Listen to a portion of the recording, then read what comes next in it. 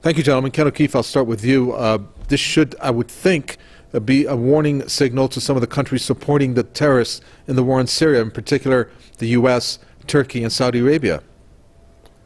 Yes, well, I hope actually that it's even more of a wake-up call for us to realize that we are ISIS, that the Western governments that are in bed with Saudi Arabia, who is the primary funder of ISIS, along with Qatar and other Gulf states, we not only provide the political cover and military assistance to Saudi Arabia while it slaughters innocent people in Yemen, but we also provide the cover for them to go ahead and do their dirty dealing with these psychopaths who are running around Syria and other parts of the world as well, Iraq.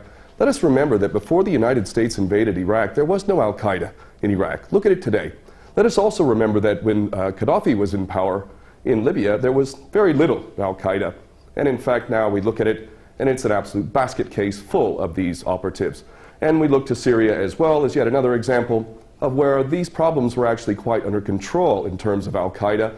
In fact, Bashar al-Assad was assisting the United States, this is all on record, in a very meaningful way. In fact, many of the tortures that were being carried out were being done by Bashar al-Assad, or at least his regime, in order to extract information from people that we were supposedly fighting.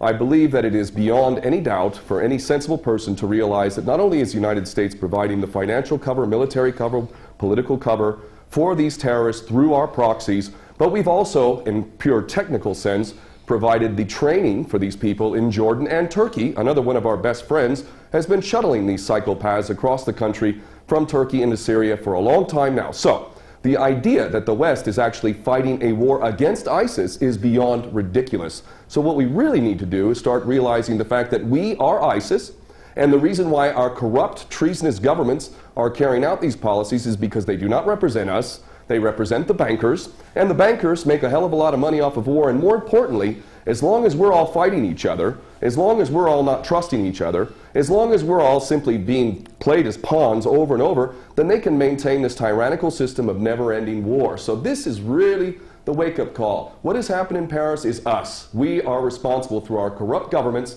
for all of these policies, and even if these individuals who carried this out are not directly working for Mossad, CIA, ISIS, Al-Qaeda, all the same thing, even if they did this organically of their own volition, believe me, that is exactly what our so-called governments want.